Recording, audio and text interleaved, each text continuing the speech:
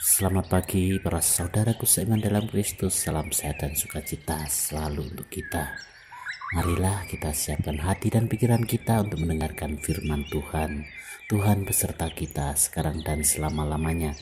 Inilah Injil Yesus Kristus menurut Yohanes bab 21 ayat 1 sampai 14. Yesus menampakkan diri kepada murid-muridnya di pantai Danau Tiberias.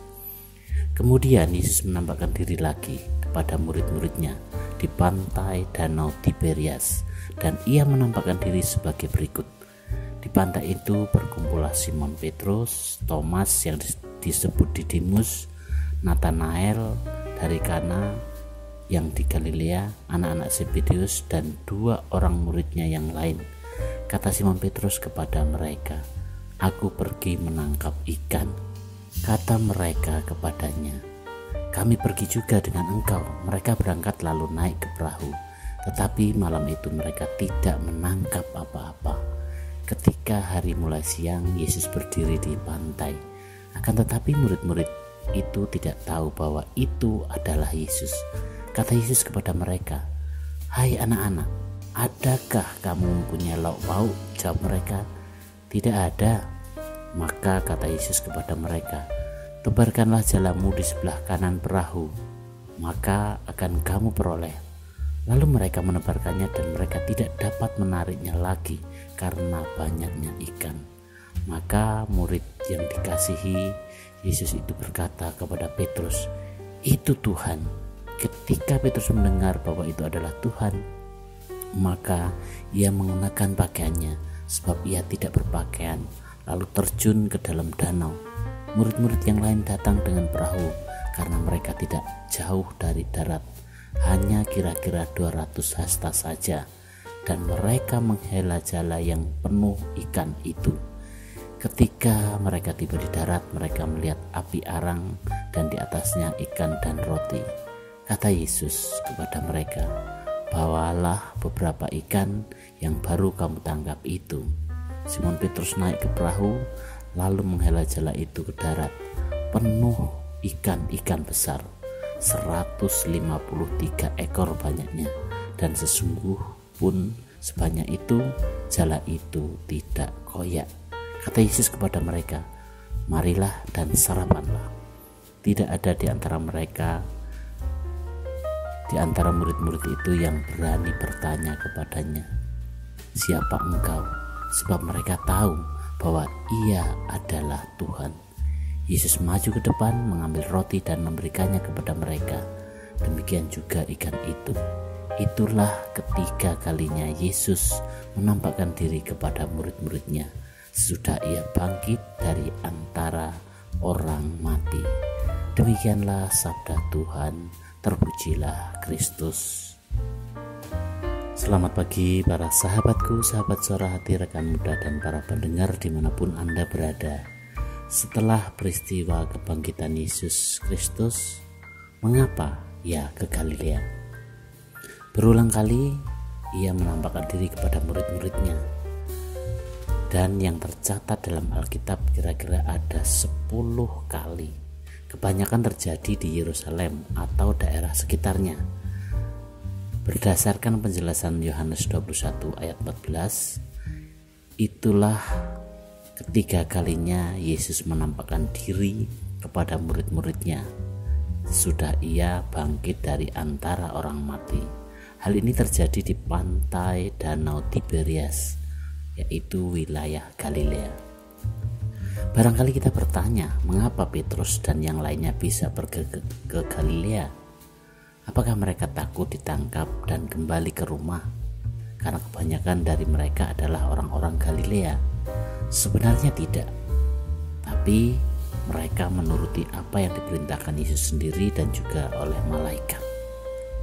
Kita tidak tahu juga sudah berapa hari mereka sampai di Galilea, tapi kita bisa lihat bahwa sebagian dari mereka sudah menunjukkan ketidaksabaran dan bingung. Dan tetap Petrus yang lebih cepat bereaksi dan berkata, "Aku pergi menangkap ikan." Murid-murid lain segera mengikutinya. "Kami pergi juga dengan engkau," karena kebanyakan dari mereka adalah dengan latar belakang sebagai seorang nelayan.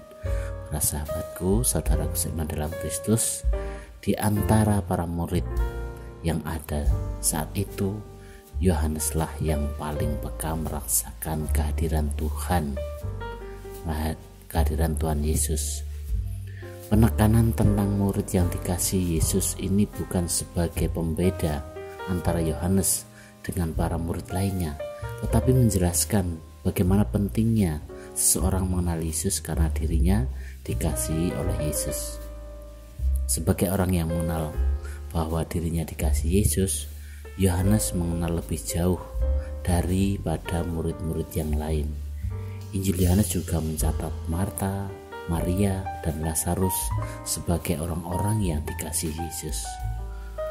Pentingnya menekankan hubungan kasih dengan Tuhan membuktikan karya Yesus dalam diri kita dan sejauh mana respon kita terhadap kasih Tuhan. Lalu, apakah kita akan mengatakan hal yang serupa tentang diri kita sebagai orang yang dikasihi Yesus? Sejauh manakah kita mengenalnya karena kasihnya itu? Karena kasihnya lah kita digerakkan untuk percaya dan mengenalnya. Karena itu juga kasih kita kepada Yesus harusnya itu lebih besar. Kita terhadap apapun, lebih dari makanan atau nafkah yang kita cari dan kita dapatkan. Bahkan harus lebih dari kasih kita kepada manusia siapapun. Para sahabatku, sahabat saudaraku seiman dalam Kristus, melalui perikop Injil Yohanes pada hari ini, kita diingatkan ada beberapa poin yang perlu kita pahami bersama.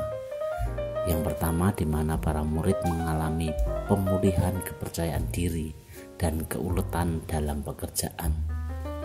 Sejak peristiwa Yesus ditangkap, dihina, disiksa, dan mati disalibkan, iman dan pengharapan mereka terhadap Yesus sudah luntur. Mengharapkan kepada Mesias sudah menjadi kosong, hancur, lenyap. Kehidupan mereka telah jatuh ke titik terendah. Ditambah lagi mereka adalah sekelompok nelayan yang berpengalaman, tapi sepanjang malam tidak menangkap apa-apa. Satu perintah yang tidak bisa ditolak oleh para murid adalah tebarkanlah jalamu di sebelah kanan perahu, maka akan kamu peroleh. Nah, pada saat itulah barulah Yohanes mengenal Dia adalah Tuhan. Hal ini membuat sadar kembali atas perhatian Tuhan kepada mereka, dan hanya bersandar kepada Tuhan baru mereka dapat melakukan perkara besar. Kita tidak ada apa-apanya jika meninggalkan Tuhan.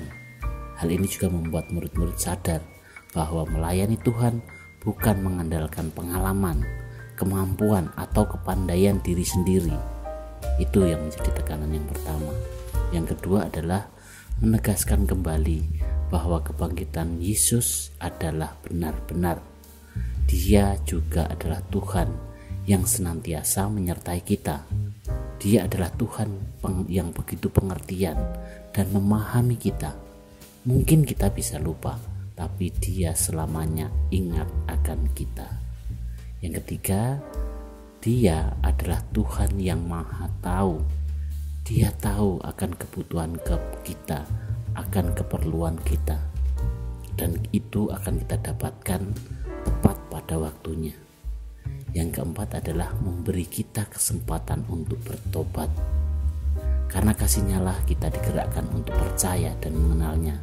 Karena itu juga kasih kita kepada Yesus seharusnya lebih dari kasih kita terhadap apapun. Nah, demikian marilah kita terus belajar untuk mengenal kasih Tuhan yang tidak pernah berubah.